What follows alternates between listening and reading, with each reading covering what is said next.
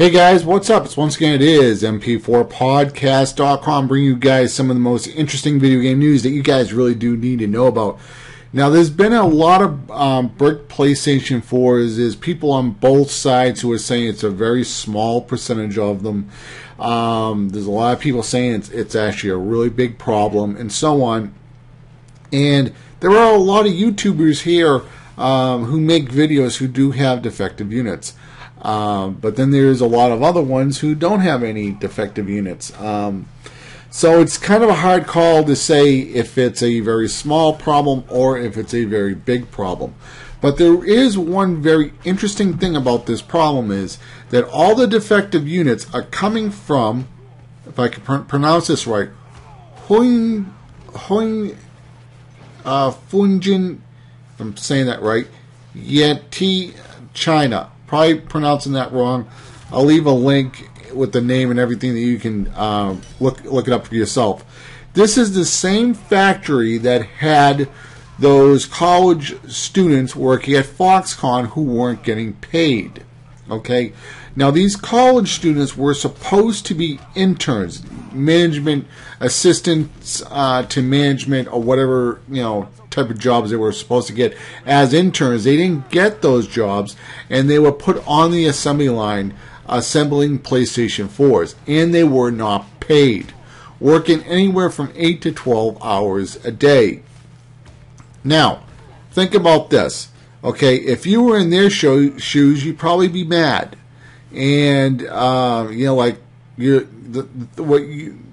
your main goal would probably be how to fuck over Foxconn, okay? Because that's what Foxconn did to these students. They fucked them over by saying, hey, you have to work on the assembly line to get college credit, or you're not going to graduate, okay? Foxconn is very well known for being a scumbag company. They make everything. They make PlayStation, they make Xbox, they make iPhones, they make Android phones, they make your TVs. They pretty much make everything. Now, there are other factories out there that do produce stuff that do treat their workers better than Foxconn. For instance, the company that is making about 99% of the Xbox Ones is a company from Brazil. And from what I heard, the working conditions are better than Foxconn. 1% of Xbox Ones are being made at Foxconn. I'm guessing Microsoft didn't want to deal with Foxconn. There is a lot of bad news always coming out of Foxconn. So, whatever reasons Microsoft decided not to go with Foxconn, it was a good decision. But from my understanding, what can also happen is if the company in Brazil takes on too much work, they can then subcontract that other work to another manufacturing company. So that 1% that they can't fulfill, right? Because that 1% could probably be maybe, I don't know, 20, 40, whatever the case may be, certain percentage, they can then say subcontract that out to then Foxconn. So it's a very complicated thing and how it works out and so on. But I will say this. I think it's best to hold off on a PlayStation 4 probably until after Christmas, okay? January, February.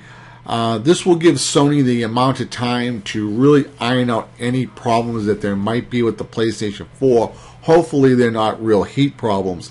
Maybe they're manufacturing problems at the plant, on the assembly line, things of that nature. I will say this, though, about the PlayStation 4. There is a video, and I'm not sure if I can find it. I saw it last night. It's another YouTuber, and he put the PlayStation 4 vertically, okay? And it went into the yellow light, went on. Now, I believe the yellow light is standby mode. I'm not really quite sure. Maybe it decided to kind of like shut off for a second, so it wouldn't overheat, or maybe it was an overheating issue. There are vents on the side of the PlayStation 4, and you do want to have those ventilated.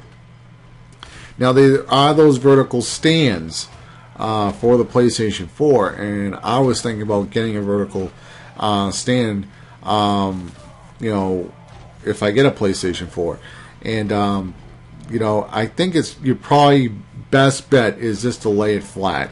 I think that's probably why Microsoft decided to, lay their Xbox One flat, is just because the Xbox One is really big. There's vents, huge vents all over the Xbox One, left and right side, and like this, I don't know, the top of it, there's like one solid piece of plastic, one square, and the other square is just all vents. So it's really designed to stay as cool as possible. Also, the Xbox One does have technology in it that if the Xbox One does start to get hot, it will downclock the CPU and the GPU to give it time to cool off a little bit. So I don't really know what's going on with the PlayStation 4. Is it Foxconn that kind of screwed up these units? Is it because the units are getting too hot? Some people are reporting that the fans are extremely loud on the PlayStation 4. Other people are saying that they're fine. I'm not really sure. Maybe it's a gauge, that detects the heat, and some of them are just spinning too much. I don't know. Like I said, we're going to find out more about this as the week goes on.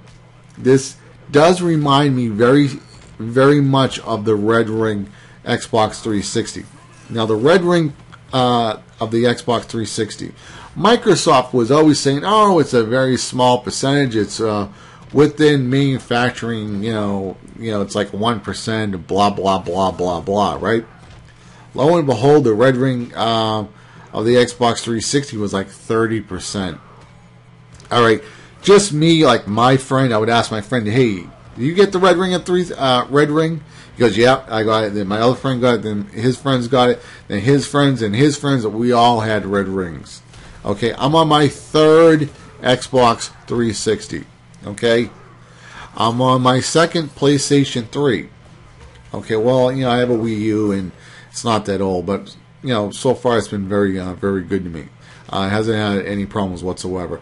But I did get it around May, like the end of May. So whatever. There were a few problems with the Wii U. Some of the problems with the Wii U, they weren't really, major design flaws. A couple people did get a couple bad fans. Nintendo did fix those.